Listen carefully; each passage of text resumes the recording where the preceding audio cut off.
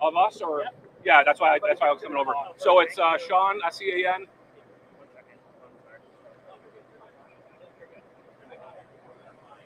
Sean, yep. Karate, CROTTY. Emergency manager, Town of Hamburg. Sorry, Sean with an H or an E-A-N? Sorry? E-A-N? SEAN. Perfect. Bill. Bill. Bill. Schnorr, SCHNORR. SCHNORR. Yeah. Yeah. Yeah. There you go. Yeah. He's assistant fire chief in Lakeview Fire District.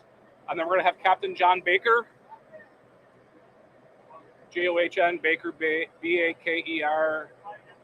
He's the captain, Town of Hamburg Police. And he'll swoon in here any second.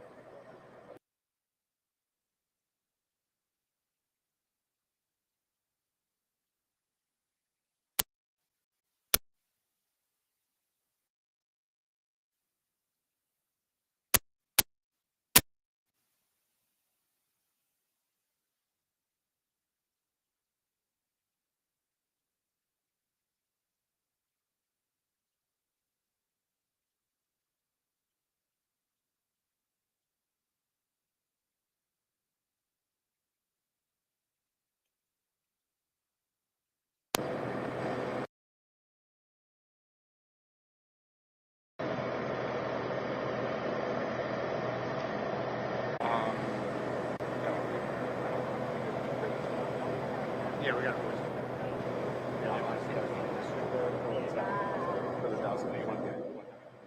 Yeah. Yep. We got a recording off of that. And one guy goes with the operator, point the operator somewhere did it. You guys on the end line?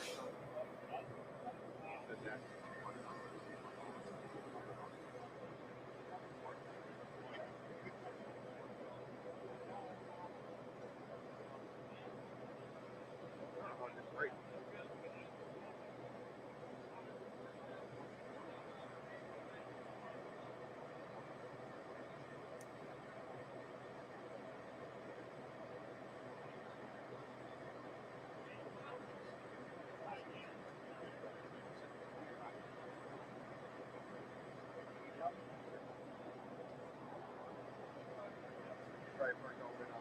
Oh, I told him to come in this side.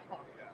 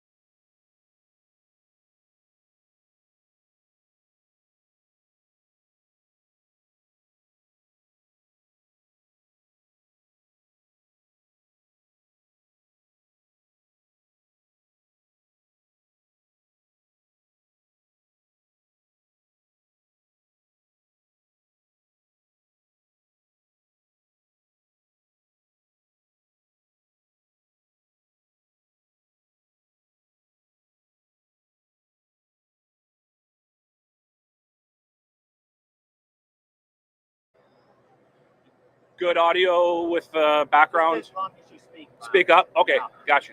All right, so just to go over a couple rules, we're not going to take questions regarding investigation.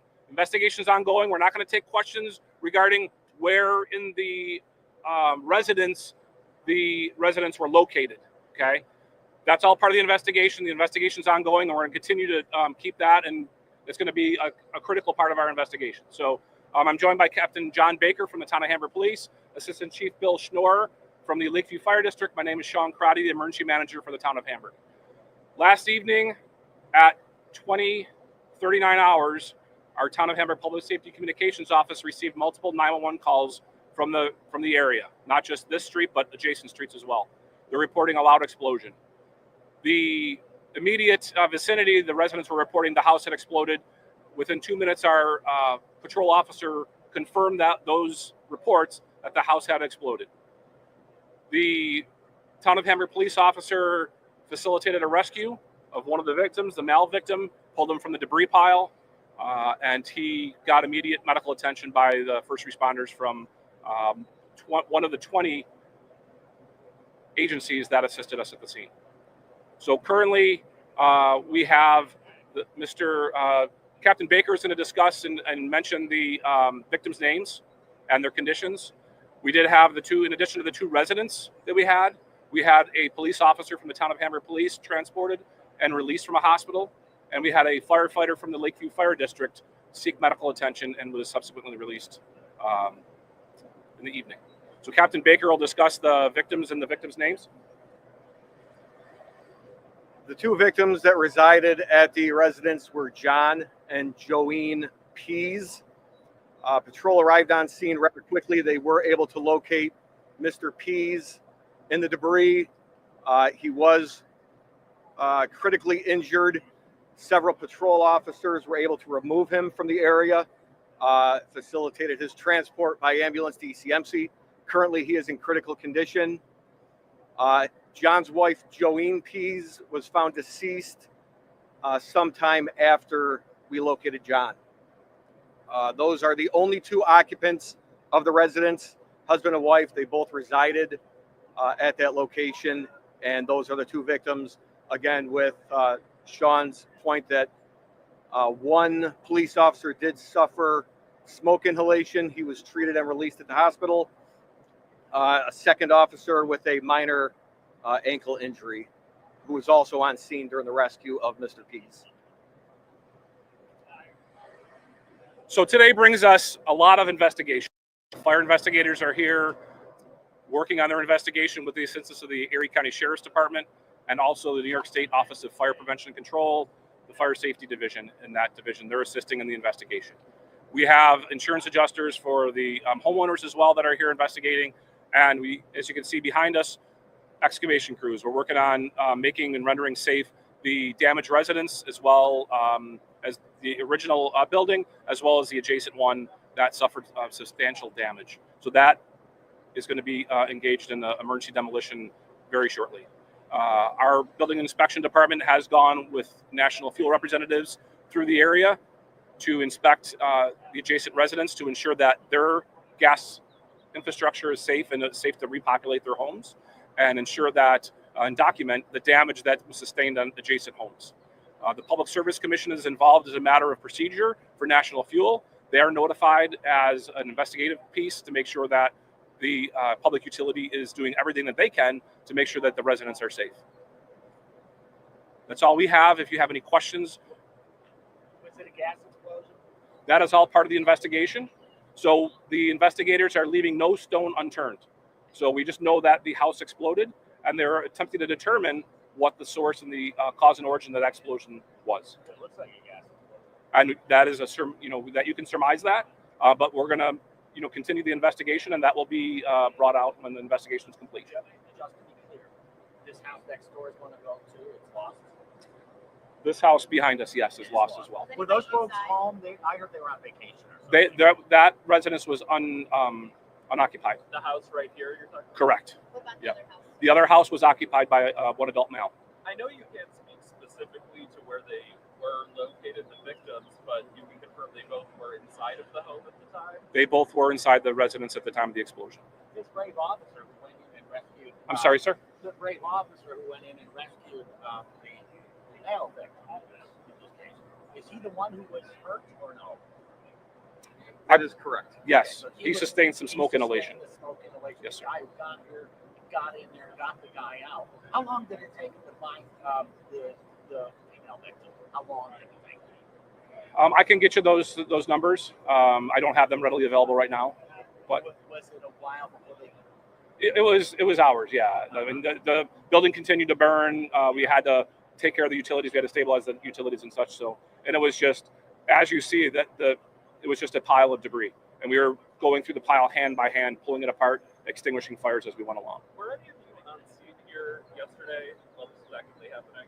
All three of us were. All three. Yes. Describe to us what it looked like as you pulled up, what you saw, what you heard, what you smelled.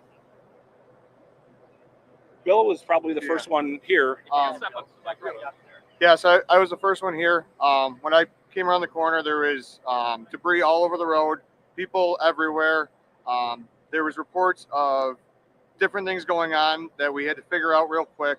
That were some were untrue, some were true, and it obviously was a chaotic scene. You know, just look at what's behind us right now. So not every day we see this. There's no way to prepare for it. So that's one thing that, falls into, what went on. So pull up to a chaotic scene like this. I mean, what's your mind going to? What are you thinking about first? just the safety of the public and the safety of the residents that, are around. Because like I said, we pulled up yesterday and all these houses, there was people out on their lawns in the street trying to help, and we had to get apparatus in. And so we had to move some people out of the way, but everyone was great in this neighborhood to, kind of stand back and let us do our jobs. What can you say about the neighborhood response? I talked to some residents, and a lot of them said they were looking to help in any way they could. Yep. As responders were coming. What can you say about the people that did jump in? There was a police officer that was down the street that ran over here. Yep. A couple other people. Yeah, so everyone, we kind of just started asking questions. If they knew anyone was in the house at the time, if anyone was in the adjacent structure over here, and we just kind of pieced it together, and we got great information from the residents, which always helps us out. So was Mr. Pease able to say my wife is still there? Was I was not part of that. I was taking care of the fire side of it, so I didn't take care of the rescue side. Right. So I don't know exactly. There was a lot of information being processed. There's a lot of information that we were dealing with and juggling. Mr. Pease did provide information that his wife was in the building, because that was one of the money questions. Some of the misinformation we dealt with was that there was kids involved in the incident. So we had to process all of this information flowing into us, and we relied heavily on the neighbors, the first responders, and the resident that was inside the building. Can you confirm where you showed up on the scene last night? So I'm here as a support role, and I just supported the fire department in whatever means they needed to coordinate the response. There's a lot of assets. We had over 20 agencies here. We call the City of Buffalo Collapse Rescue Team because they are the experts, right? So we have a lot of subject matter experts that are here to assist us. So like Chief Schnorr said, we don't see this every day, okay? We can prepare for it the best we can, but when you get on location of an incident where there's one house involved, it's one thing. We didn't just have one, we didn't just have three. We had multiple residents on each side, across the street, behind the residents on the next street over, we had to account for as well. So we wanted to make sure we had to get our arms around it as fast as we could, but also as thorough as we could to make sure that, we didn't have victims that we weren't accounting for. And Taylor, What's the condition of the man in the home to the right? he was just minor injuries. He ended up staying in his camper in his driveway. So last night before we allowed people to repopulate their homes, we had a team go around and assess, we had National Fuel go, our building inspection department, a police officer, and a firefighter, a fire chief, just to assess each residence to ensure that it was safe for them to repopulate. Patrick? When we had reports of hearing and feeling the explosion 3 miles away, when you get that many calls, first of all, have you ever had a situation like that? And how do you kind of deal with the community response?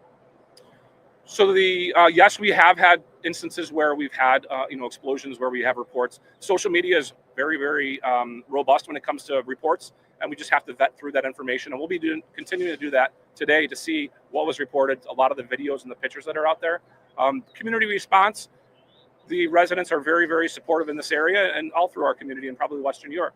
I've long said that when things are at their worst in Western New York, the community rises to be their best. So we see that repeated time and time again. Also, on that same note, can you confirm that the police officer lived on this street and was at home and ran into the explosion to save that man?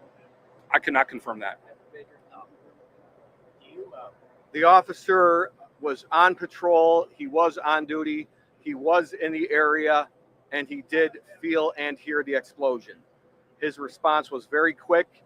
He called this out probably, if not at the same time, within seconds of the phone calls coming in, requested all available cars to respond to the area, and he was in fact the first on scene due to his proximity. And this was the officer who was injured, treated at least? Correct. Okay. And let me also ask you this, maybe for the assistant chief here. How difficult is it going to be to determine the origin, the cause, when a home is flattened like this? So that's not, yep. So that's not my expertise. That I would have to leave that over to the police. So we have a fire investigation unit in the town of Hamburg Police, and we also have subject matter experts, resources, and partners at higher levels. You know, the New York State Office of Fire Prevention and Control that was here. They brought their assets here. Erie County Sheriff's Department brought their fire investigation unit. So we routinely work together with other agencies, and that's really what it's all about: is the collaboration, cooperation, and coordination for instances like this. Do these neighboring homes have? Kristen? What would you say the next 12, 24, 48 hours is going to look like? So for fire-wise, the building is going to be demolished, this next residence. We're going to secure the scene, and then the fire investigation unit is going to continue doing their investigation. Probably they'll be back here in the neighborhood canvassing neighbors, looking for Ring doorbell cameras, any kind of video that may have captured it in adjacent homes. And then they're just going to canvass the neighborhood and speak to residents to see what they saw, what they heard, and any other information that they can gather to glean on their investigation. Do you have anything additional to what they might encounter? So I will comment, I'm not a fire investigator. These fire investigators do receive training. They know what to look for. They know what to collect. They document the entire scene, collect the physical evidence. There is a lot that has to be done here, which is why we will be cautious in what we say the cause is here. We are not going to speculate and say, yes, it was probably this, or no, it probably wasn't this. These guys have a lot of work to do, a lot of evidence to collect, a lot of things to examine and to take into consideration. And once they have a pretty good grasp on what caused this, we will release that information. Are there other homes around here still without utilities, gas service, electric, anything like that? No, I believe National Fuel did just isolate it to the three impacted residents. Power obviously is here working on the connection and disconnection of the various utilities. Was the house right here, was that on fire when emergency responders responded right away, or did that catch fire a little after the first? That caught fire from the debris from the original building. So when responders arrived, it was already. There was fire on the roof. And you talked about trying to canvass the area for any maybe video of the explosion. Have you obtained any of that yet? And if not, I mean, if there are people that do have it, what are the resources that people can use? Sure, if they have doorbell footage or have information, we encourage them to contact the Town of Hamburg Police Fire Investigation Unit. Detective Napo is leading that investigation, so they can contact the police department and reach out to him if they have something that can't wait until tomorrow. But they will be back in the area tomorrow. And you said there's no other houses on the street other than these two that suffered structural damage at all? And I'll use the words of Captain Baker last night, the catastrophic damage. Correct. There are garage doors that are pushed in. There are windows that are blown out in some of the residents a little bit further down the street. Very, very cosmetic, nothing structural. Just the three main buildings right here. John Pease remains in critical condition at ECMC, as far as you know? As of this morning. This morning, and it's Joeen. Correct. Yes. Joeen. Joeen. And they were a married couple. Correct. And Captain Baker, I just want to go back to that police officer. I mean, what does that say about what he did yesterday, going in and being that person with the arrested? I would say it's remarkable. We all like to think that we would do just exactly that in that situation, Not until you're put in that situation do you really know. He acted bravely, and he did an amazing job, and he should be commended for that. Any other injuries from any other neighbors? We heard reports of a woman who might have been hurt, gassed or any confirmation of any other injuries? We did not treat any additional people with emergency medical services on scene. We did have some residents in the next street over that were complaining of the acrid smoke that was bothering the respiratory system. None of them sought out any medical treatment. Were there any pets in the home? There was a dog that was rescued and is in the emergency vet and still. From this home? Yes. When will this house right here be coming down? Very shortly, like within the hour. Yes. I might have missed. How's your firefighter doing? He's good.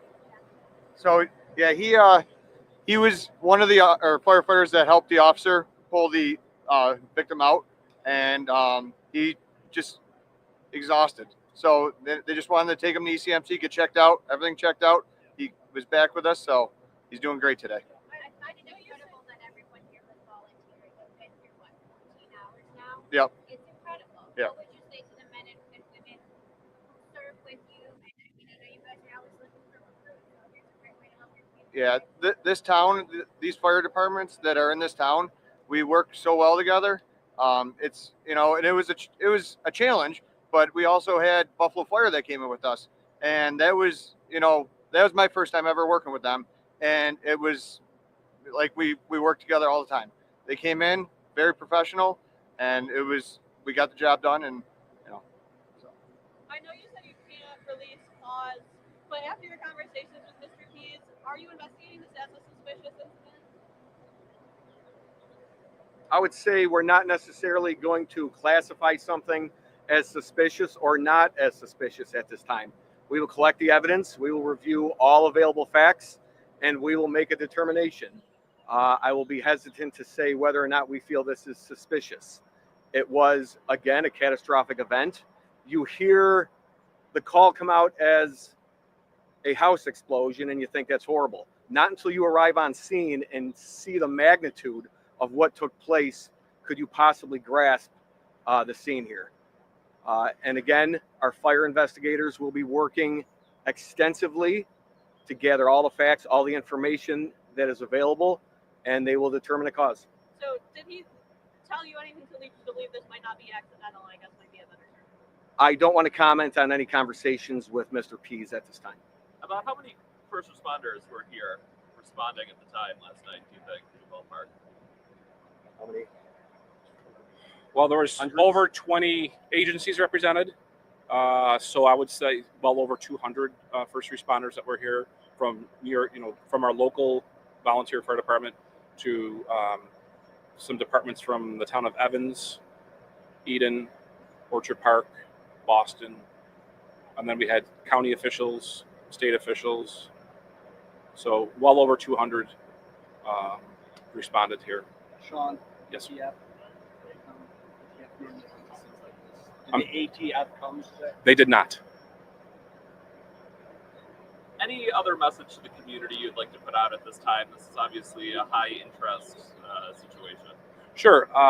We appreciate the sensitivity of this incident, and we appreciate the residents not coming down here to view for themselves. There's enough information out on social media. There's enough posts out on social media that they can gather their information and see what happened down here from that source. We appreciate it's a very narrow street. We have a lot of activity going on down here, and there's not a lot of parking. And we appreciate the public staying away and utilizing the social media and the media yourself to provide the story for them to get the information that they need. We're good? Thank you. All right, thank you. Thank you. And I'm just going to ask if you guys can grab some quick pictures from here, probably no further than that driveway, and then we're just going to shuttle you back to behind the... Thank you. Hi, Brianna. Did I talk with you? How are you?